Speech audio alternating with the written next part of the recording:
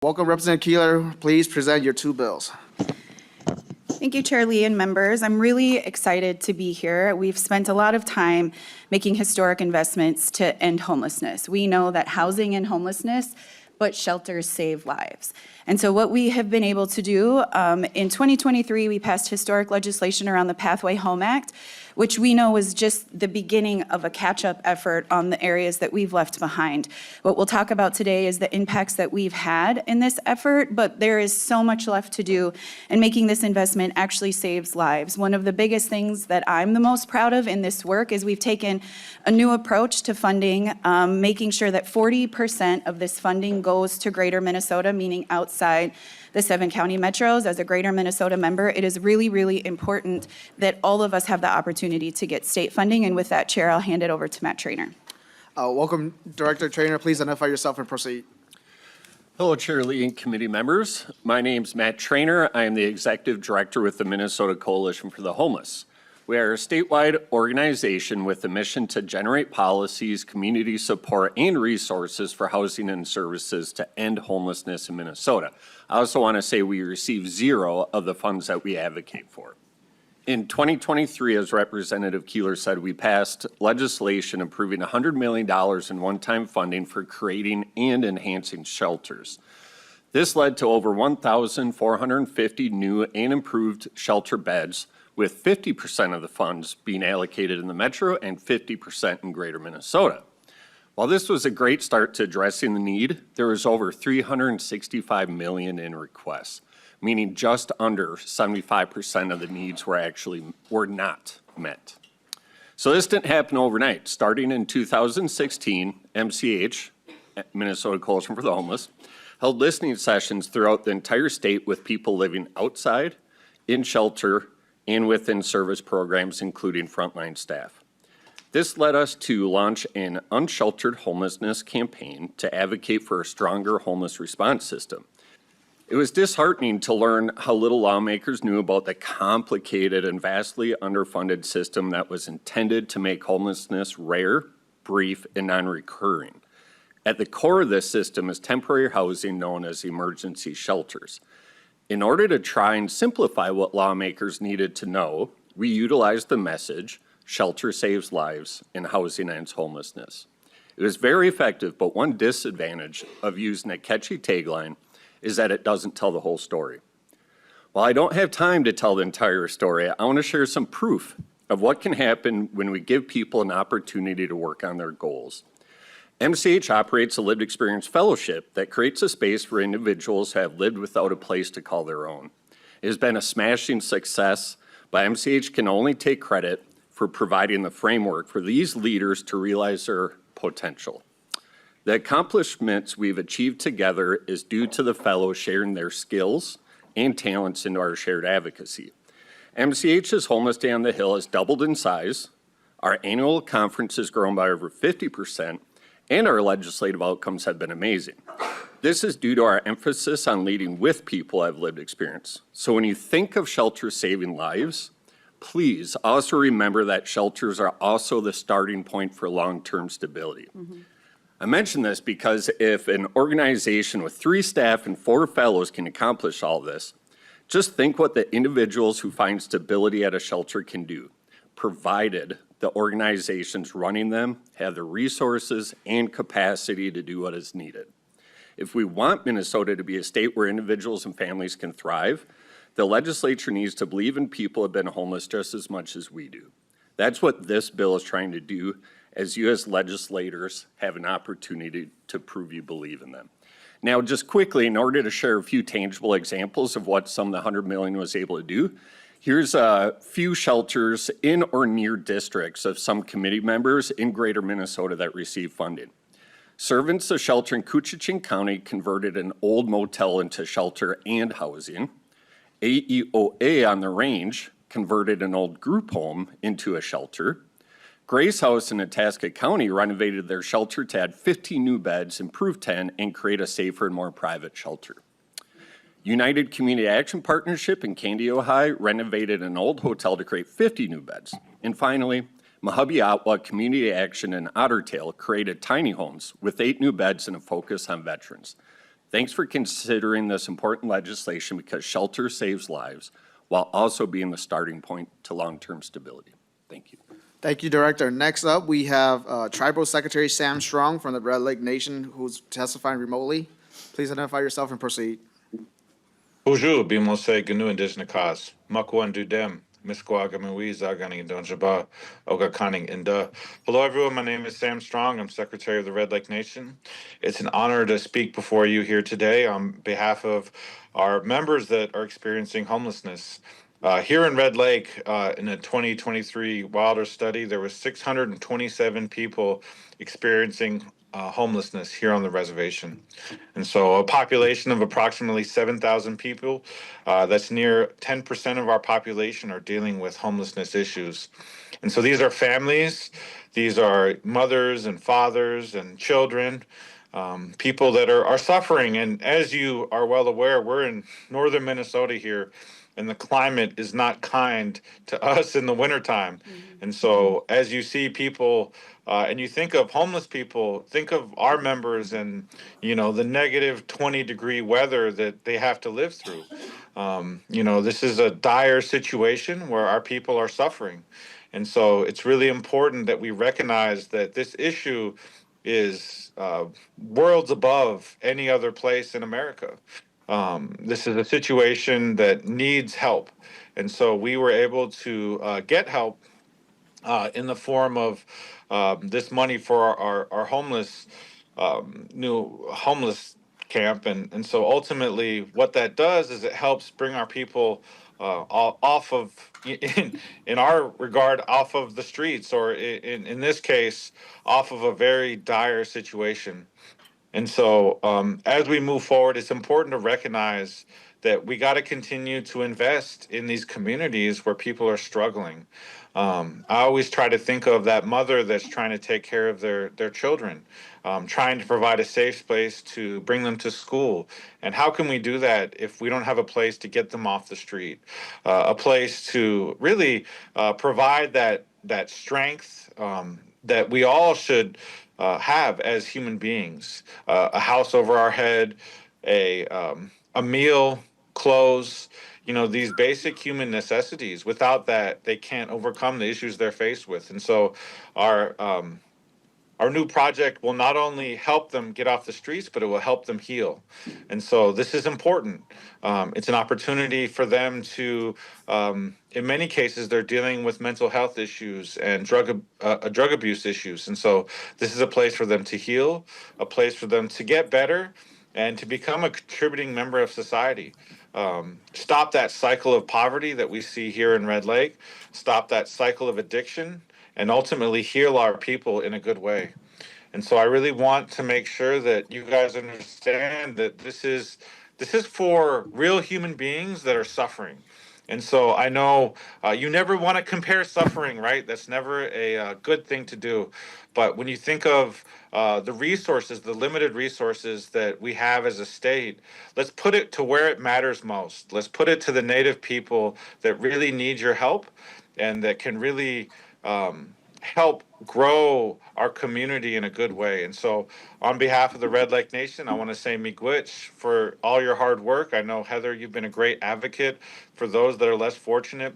And many times I'll end with this, that, you know, these oftentimes aren't the constituents that our politicians seek to find support. Many of them don't even vote, right? Because they can't even worry about these much higher issues because they're dealing with just trying to survive. And so I want to say miigwech to Heather and for the rest of you for standing up for those that don't have a voice and for helping with this very important project in Red Lake to provide a safe place for our people to get better, to heal, and ultimately, miigwech for all of your work, your collective work in helping to really just give our people hope. So with that, I'll end and just say miigwech. Thank you, Secretary. Next up, we have Tatiana Haynes. Welcome. Please identify yourself and proceed. Good morning, Co-Chairman Francis and Co-Chairman Lee, and to the members of the Capital Investment Committee. My name is Tatiana Haynes, and it is an honor to be here today to share my experience and to urge you to support bills number HF 4736 and HF 4737. So to start, I am a former youth from the Bridge for Youth, and this is important to me because while being at the Bridge and being supported, I was one of the mothers, a teen mother, and that was really the reason that I was in need of the shelter at the Bridge. And I feel like without that support and without that housing piece, I wouldn't have had the support that I needed for my child and myself, along with finishing school and bettering becoming as a mother. And the positive impact that it's had on me now, I'm currently in my junior year of college, going to school for law. And yeah, the need for more shelter and bed housing units, particularly for youth up to the ages of 24, is at a critical stage. I'd like to share about the needs of young families in particular. According to the Wilder Research Legislative Support from April 2026, there are currently 5,000 young parents and their children accessing the homeless response system across Minnesota, with only 161 shelter beds and housing units. That particulars are for youth. This is a clear demonstration of the need of across Minnesota and the drastic lack of options available to youth. Having shelter and housing for youth rather than exposing them to the adult system is important for their developmental and safety purposes and assure the greater success for us. If I didn't have the Bridge, I'm really not sure where I would be today, me or my son, and I'm just grateful that now we are here. I'm able to be here today and we're thriving. Again, I encourage you to support the following bills, HF 4736 and HF 4737, so that youth across Minnesota have the same opportunity to find immediate safety, a sense of belonging where they can be seen for who they are, and find a community that love and support them. On behalf of all youth experiencing homelessness in Minnesota, thank you for listening to your heart as you make decisions on these bills. We appreciate and need your leadership. Thank you. Thank you, Tatiana. Next up, we have Chloe Rosabella. Welcome. Please identify yourself and proceed. Thank you. Thank you, Chairs Lee and Franson, for having me here today. My name is Chloe Rosabella, and I am currently a member of the Link's Youth Advisory Committees and also live in one of their housing programs. My experiences with the Link have been very beautiful, eventful, and a life-changing opportunity. Being able to be part of an organization that cares for its young people who are experiencing or experience homelessness and sex trafficking feels honorable and very great. Growing up, I had to deal with a lot of challenges, trauma, and violence. Due to this, I ended up experiencing homelessness and exploitation, among many other things. I ended cycling in and out of child protection, foster care homes that didn't work out, and then ended up at the Link. When I was 12, they helped me with a safe place to live through their Passageways emergency shelter, which helped me so much with school, healthcare, supporting me around my goals and more. I have been through a lot of challenges. I have worked very hard to get to where I am today, which is someone who has graduated from high school and has a job and a goal of becoming a mortician. I am proud of where I am today, but was one of many who needed to have the help of emergency shelter in order to get to where I am today. I strongly urge all of you to support Housing Files 4736 and 4737. Thank you so much.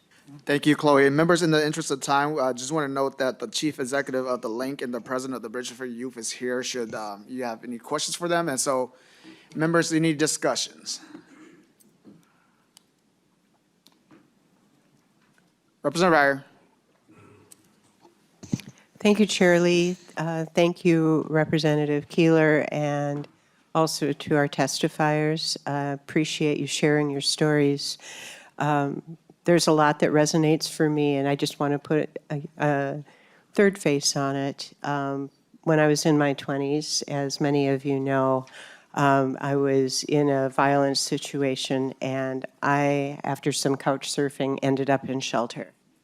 And it was the healing environment, it was the place of safety where I knew that the people were there to support me and to support my son, who was only a baby.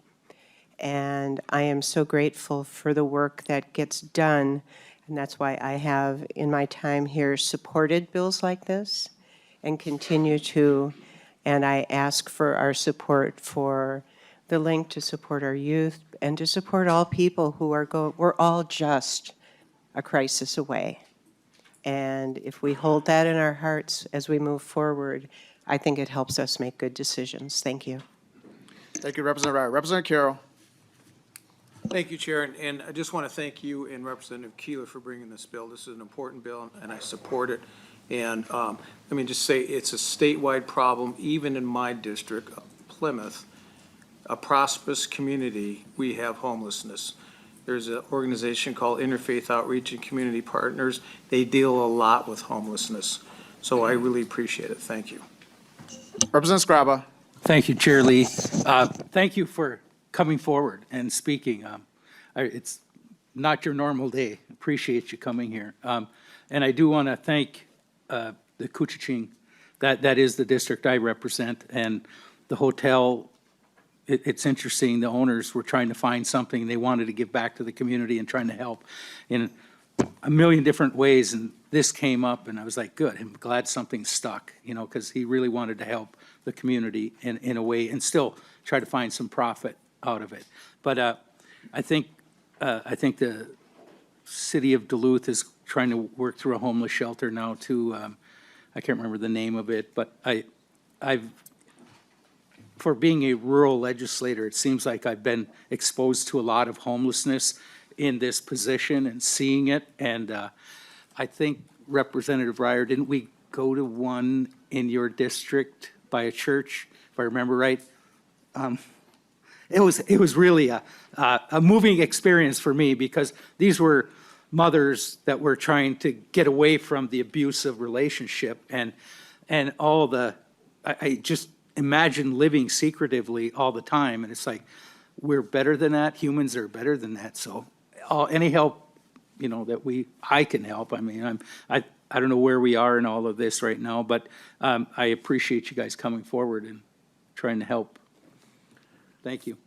Thank you, Representative Scraba. Members, further discussions? Seeing none, I just want to say thank you, Representative Keeler, for bringing these bills proposal 4 and the 2U for sharing your stories. Really is impactful when we hear from people that's directly impacted. And so just want to say thank you for spending the morning with us. Closing comments, Representative Keeler. Thank you, Chair. Thank you, members. I just want to kind of mention what you were talking about, and is why I think the way that this grant was written is so amazing for Greater Minnesota, because we know, it's a geographic spread on who can get to the Capitol to ask for funds for their projects. And it's hard when we live 4 to 5 hours away, and we know we have needs too, and then setting it up this way allowed for Greater Minnesota to have more access. We've been able to put millions of dollars into communities that maybe would have never seen it. And so keeping a structure like this, I think, is really impactful. And I think we just have to not let up the gas. We've seen how impactful it can be around ending veterans' homelessness. And I think we could be on a track to be a state to end all homelessness as well. Wopida. Thank you, Representative Keeler.